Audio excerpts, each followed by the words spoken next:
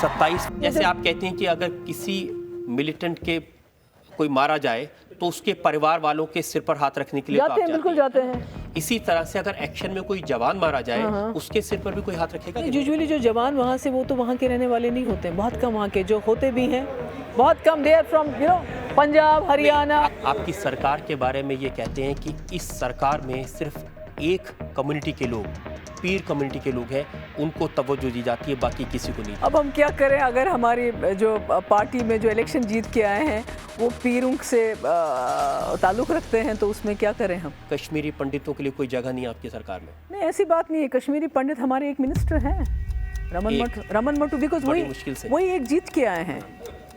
आपकी सरकार ने कभी उन लोगों के दुख दर्द की तरफ ध्यान नहीं दिया?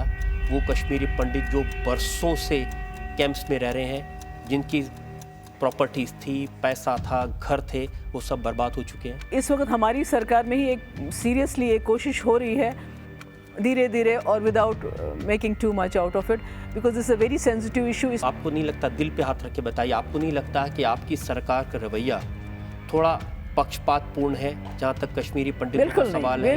बिल्कुल नहीं।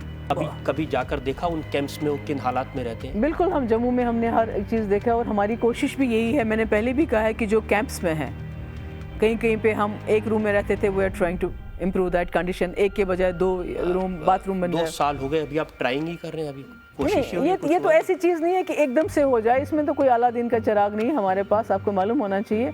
2 साल में ऐसा कुछ नहीं किया जिससे ये भरोसा हो उनको कि वाकई में उनके लिए कुछ करना चाहते हैं।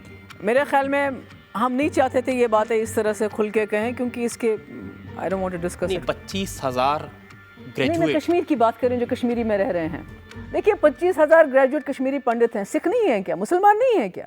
आपको तो कम से कम कश्मीरी पंडितों को तो हमारे मुल्क के लोग अपना रहे हैं, पर कश्मीरी मुसलमान की दाढ़ी देखिए, उसको तो जेल में डाला जाता है।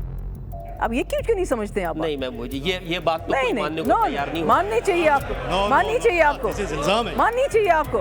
नहीं सर, ये कह के आप देश की जनता के साथ बहुत बड़ा अन्याय नहीं कर रही हैं। आपकी सरकार लोगों को ये भरोसा दिलाने में कामयाब नहीं हुई कि आप आओ, आपका हम स्वागत करेंगे, तहे दिल से आपको जगह देंगे। देखिए, भरोसा कोई ऐसी चीज़ नहीं है जो आप उठा के किसी को दे देंगे, ऐसी बात नहीं है।